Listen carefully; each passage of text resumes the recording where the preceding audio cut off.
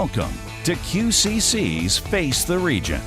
Face the Region is produced by Quinsigamond Community College to assist our region in attaining educational, economic, and personal prosperity. Good afternoon and welcome once again to Quinsigamond Community College's Face the Region here on Full Service Radio, AM 830 WCRN. I'm Zip Zipfel, along with Dylan Marengo, who is not only a QCC graduate, he's the owner of Lucky's Aquarium, which is located, I guess, Dylan, in Worcester? Yeah, it's right on 70 James Street, across from Ty Cobb. Okay, and a proud QCC graduate.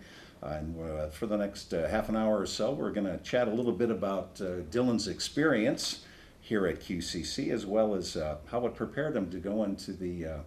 is there an official term for, an aquarium, or how would it's? It would be an aquarist. An aquarist, or someone who's just in the hobby of aquarium keeping. Okay, so first of all, tell me, so did you graduate with a degree from aquarist? No, not at all. I graduated with a degree in criminal justice. Has nothing to do with fish keeping whatsoever, but I guess you could say I got a good fallback if something doesn't work out in the fish world. So tell me, so initially you wanted to do, you were looking to be law enforcement, or what was your idea with the criminal justice angle? It was still geared toward outdoor life, fishing. I was a big fisher, officer, maybe? And game warden or environmental police was definitely one of the end goals. Just to still be able to work outside, work with fish, and just do what I like to do. So, and where did you initially get your interest in just from fishing? I mean, fly fishing? Well, I've always kept fish throughout my life. My dad was a huge influence on that. He always had fish tanks growing up. I always had the little betta in my room that he always kept for me. He probably replaced those every couple of weeks because they just die periodically. Yeah, he was a big inspiration on that end, and I kind of just took what he taught me and grew from that. I started getting a little bit more heavily into it over the years, keeping the bigger fish and getting a bigger tank and pretty much whatever my mom would let me drag in the house. Obviously, you graduated from QCC with an associate's in criminal justice. When you were getting on, where'd you go to high school? Everywhere. I went to South High, Fanning, CSC, Wooderday. I went to pretty much everywhere under the map. Okay. And did you, at that point in your life, were you planning on going to college, or did you have an idea what you might end up doing, or was it one of those things where you looked around? Like in my case, I recall in my midway through my junior year, I kind of looked around and like, wow, all my friends are applying to colleges. What's going on? I better get on the stick. That was me, but I mean, did you have an idea where you wanted to go to school? When I was young, growing up in the high school phase, I had zero intentions of going to college. I was getting in a lot of trouble hanging out with the crowd that didn't go to college. In the course of the trouble that I had gotten into, the Gateway to College had been recommended to me. And that was pretty much the turning point, because high school just wasn't the right setting. You know what I mean? So that's why you bounced around all those high schools. Oh yeah, it just wasn't. Were you asked to leave a couple of times? Yeah, politely, of course. I hear you.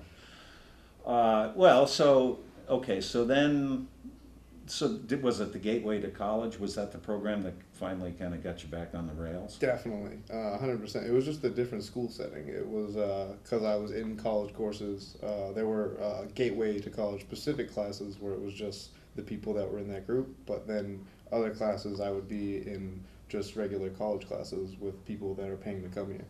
Right. And just being the change of environments.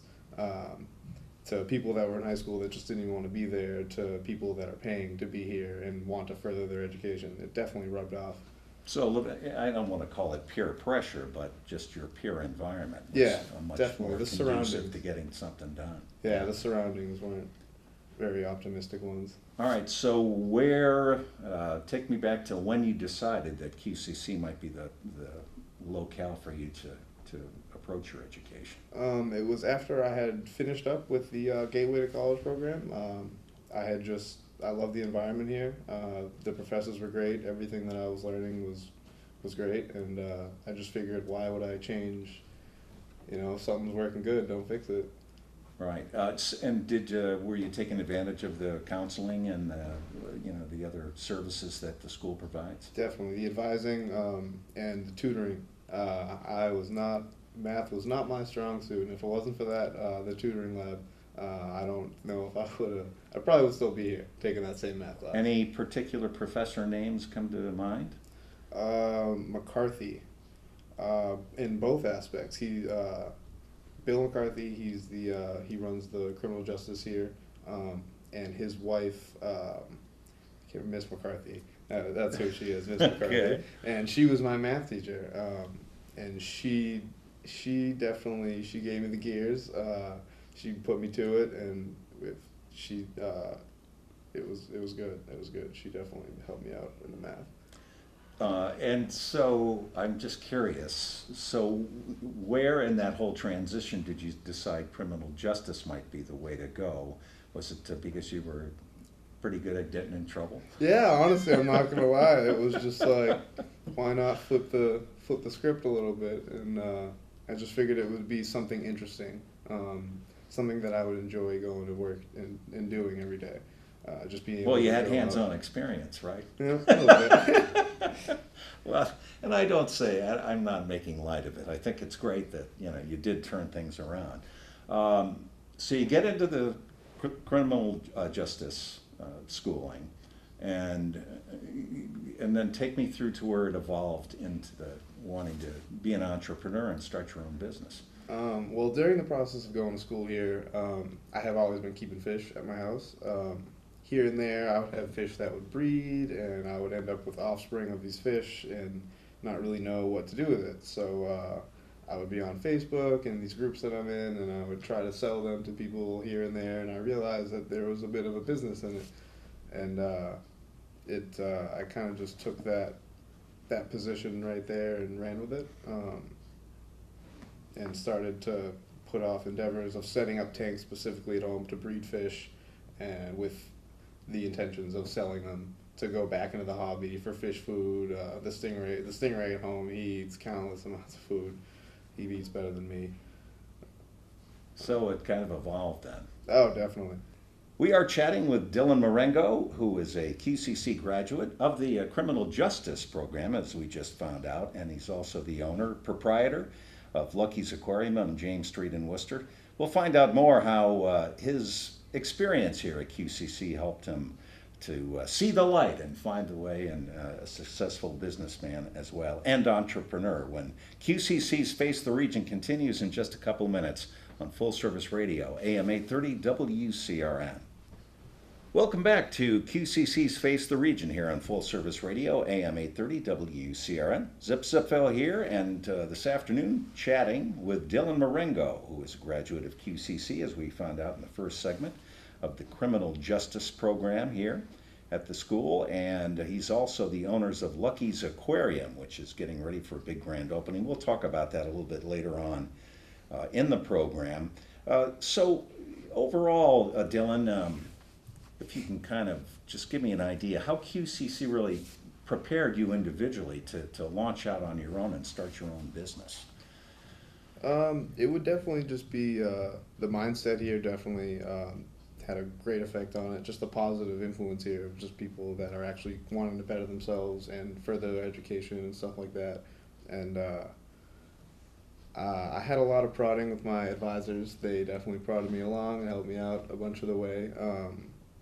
And just getting up every day, having to come in here and wanting to finish it and get the degree. I do hear that frequently. I think one of the strengths of QCC, the staff and the professors and the administration and some of the counseling services and all the other services that the school provides, that they do an exceptional job of sitting down with a student and kind of really almost, I don't want to say a needs analysis, but kind of really drill down and find, number one, find out what the student is interested in, find out what strengths the student has in given courses or disciplines, and then kind of map a course for them to, and still have the ability to, and that was the other cool thing I think I've discovered about QCC, is that because of the cost effectiveness and the relative low cost of schooling here, that you can kind of try different courses as opposed to being locked into something that, you know, you get halfway through and you realize, wow, this really isn't for me.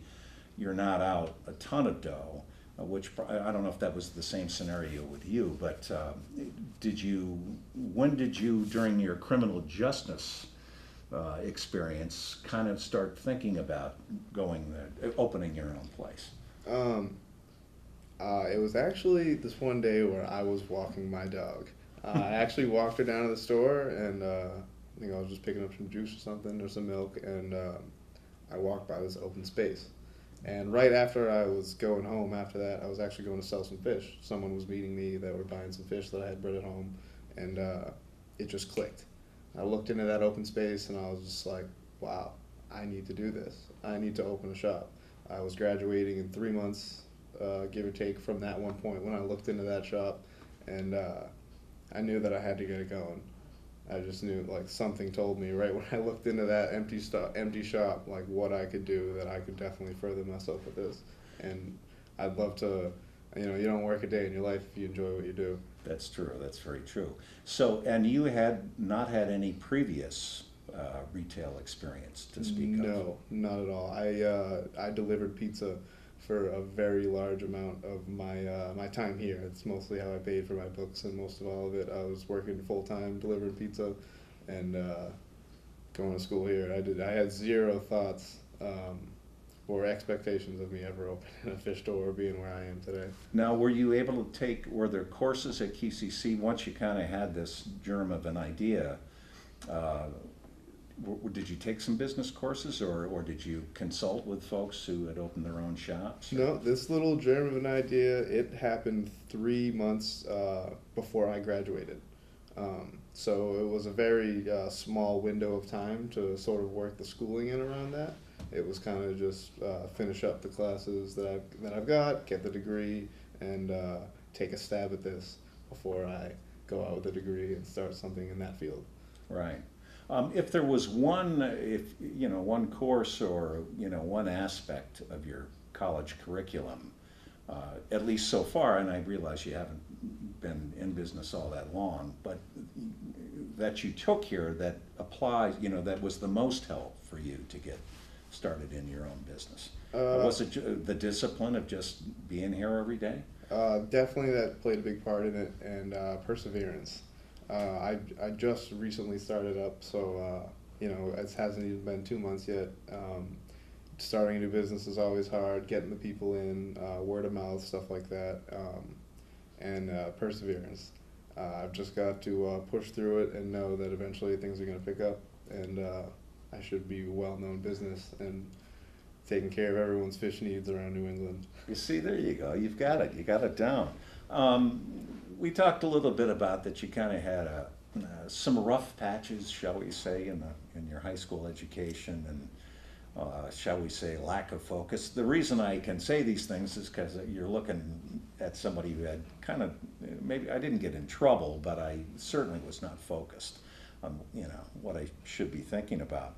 And you mentioned that the gateway to college, just did you run into like people who in that gateway to college program that, you know, had similar issues that you did, and they were working through them, and did you find that helpful? Everyone in there who they were pretty much just having trouble with high school, and everyone was fighting different demons. But just the exposure to the other people who are just not in that great of a spot in their current situations and trying to move forward to a better one, that definitely helped out a lot. Inspirational, I Yeah, would think, of really. course. You know, bootstrap kind of stuff, and you know, digging yourself out of what could be considered a mess. We are, I should say, chatting with Dylan, who is the owner of Lucky's Aquarium and getting ready for a big grand opening. Dylan Marengo, and his experiences here at QCC We will continue with Face the Region here in just a couple of minutes and talk more about the business itself and what you have to offer, and we'll give you a bunch of free plugs if that sounds good. Great. Stand by. You're listening to Face the Region here on Full Service Radio, AM 830 WCRN. Welcome back once again to Quinsigamond Community College's Face the Region. It's a program every week where we spend some time talking about the opportunities for potential students at a low cost to come and get a great education, some of the disciplines, the curriculums, and in this case, the success stories of students who have attended here and gone on to great things, including entering the world of aquarium. What was the official term? Aquarist. An aquarist. Dylan Marengo, who is the owner of Lucky's Aquarium, attended school here at QCC, although for criminal justice, but along the way decided that, I guess, walking by a vacant shop one day, decided you're going to jump into the retail thing. Oh, yeah. So tell me first, you had this love of fish and aquarium from an early age. Your dad was into it. So what did you start out with originally? What was the germ of the aquarium idea? My first fish. Well, I had betas growing up when I was younger, but my first actual fish tank with a filter. Are betas test fish? Stuff. What are betas? They're like a little. They're little fish. You can keep them in a glass or a jar. It's better to keep them in a filter tank. But a lot of people get these fish for their kids as like a simple staple. Get your kid a fish. Right. They're very cheap, and yeah, you can go through them a little bit. But my first actual fish was an Oscar fish, and they get really big, and they eat a lot. They're feisty. They're very personal fish, so they'll come to recognize the owner and be happy to see you whenever you come in. And what do they wag their fins when you walk in the room? Oh yeah, they'll just come straight up to the tank and just like ready for food, looking at you. That's great. Sometimes they'll splash and be like, hey, come check me out.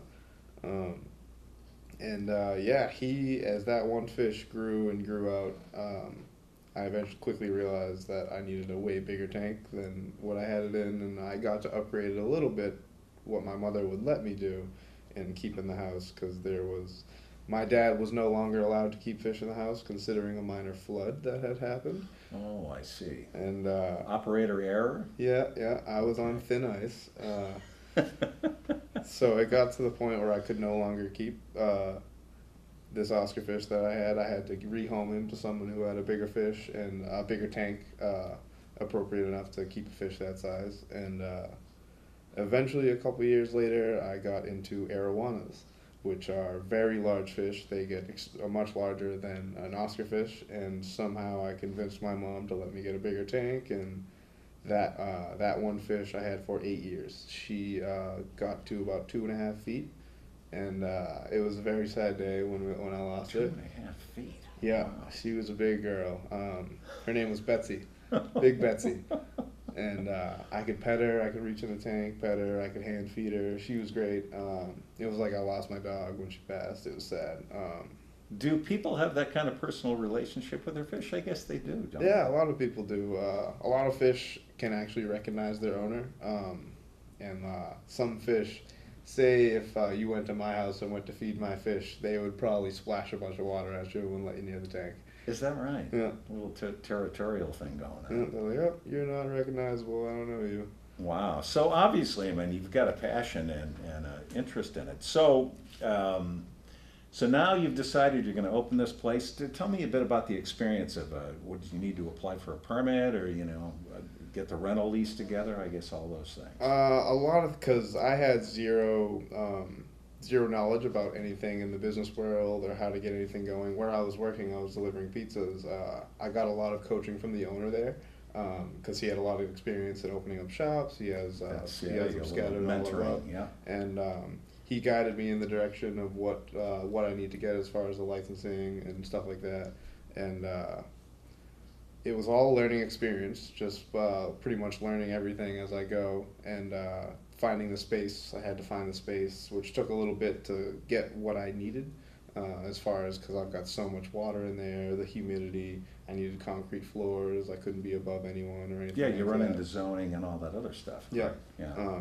So I lucked out. I found a place that was an aquarium prior, A bunch of years back. I was actually a young kid fishing in that, going in that store to buy fish and stuff with my mom, and it was perfect. It was just a perfect space, and I just got right into it. I was still going to school here every day, and I would be there all night painting, setting up. It took about 3 months to get set up to where I am right now. I still have a bunch of work to do. And now you mentioned you're open for business now, but you have an official grand opening. Tell me a bit about what the store will offer once you're up and running at full steam. Once I'm up and running at full steam, I would like to offer a little bit of everything. Right now, we're mostly geared towards freshwater fish and supplies. We have the beginning of saltwater happening right now. It will be ready when we have the grand opening. Right now, we're just having a little soft opening just so I can get some people in and feel it out, because I still have a ton of work to do, but things need to get done. And I would like to have a bunch of saltwater, corals, plants, freshwater fish, all the supplies or food and medication that anyone would need. Pretty much just all around geared towards aquariums of anything you would need. Now, are there specific brands of aquariums you offer, or I don't? Right now, we're only carrying mostly fish. One of the things that I have to get ready and finish up before we do the grand opening is the dry goods section, which would be like dry foods and the fish tanks and heaters. We have tons of fish, plants, stuff like that, frozen foods, night crawlers, stuff like that, and that's just one of the things that's going to be finished up when we have the grand opening, which will be the saltwater and the dry goods section. Somehow nightcrawler and frozen food. I have a little bit of trouble with that one. I've always wanted to know, is there, between saltwater and freshwater fish, is there a difference in their demeanor and their type of personality, or is it just? Not so much. It's just the water quality that they need, and how the I guess you call it the nitrogen cycle works in each of the saltwater and the freshwater. There's just a difference. They have different requirements, and you can get a very personable saltwater fish just as you can get a freshwater fish. A fine pet to have at home, sure. Salt or freshwater.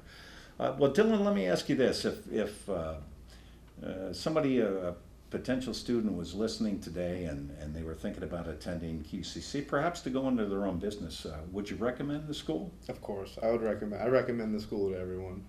It worked out great for me. I know a bunch of people that love it here, and it worked out great for them. Definitely, I would recommend it to everyone. And you found the professors exceptional as far as taking a personal interest in your own success? Oh, 100%. Definitely was able to get some good relationships with some of the teachers that I had or professors that I had here over the years, and definitely seeing them out of class and after I've been here. They recognize me. We talk a little bit about it, and definitely was a personable experience with the professors too. And my final question: have you gone back to any of those high school teachers that you perhaps kind of ran a crosshair or two over? Have they? I'm sure they would celebrate your success. Have you seen any of them since? I haven't seen any of them. I recently got an email from one of the old principals at one of my old schools. That was talking with my mother and found out what had happened, and she was ecstatic. And it was a real good, it was definitely a real good email to read, considering the prior experiences. That's very, very cool. I'm sure they're thrilled at your success, as you should, very well be proud of. That's great, man. Dylan, thanks so much for spending this half hour with us here. And again, the official grand opening of Lucky's Aquarium, 70 James Street in Worcester? 70 James Street, across from Ty Cobb. And when will that official grand opening be? We don't have a specific date set yet. We have a Facebook, Lucky's Aquarium. As things are changing there and things are happening, I post up everything on the Facebook. And very soon I'll be setting up an official date for the grand opening, but I'm shooting for the early September, end of August. There you go. Great. Well, the best wishes for the intense success, and I might just come in and grab myself a nice pet. Great. Yeah. Anytime. Wag its fin at me when I walk in the door. That'll do it for this edition of QCC's Face the Region, heard every week at this time on Full Service Radio, AM 830 WCRN. Have a great week. This has been Quinsigamond Community College's Face the Region. Join us again next weekend on AM 830 WCRN.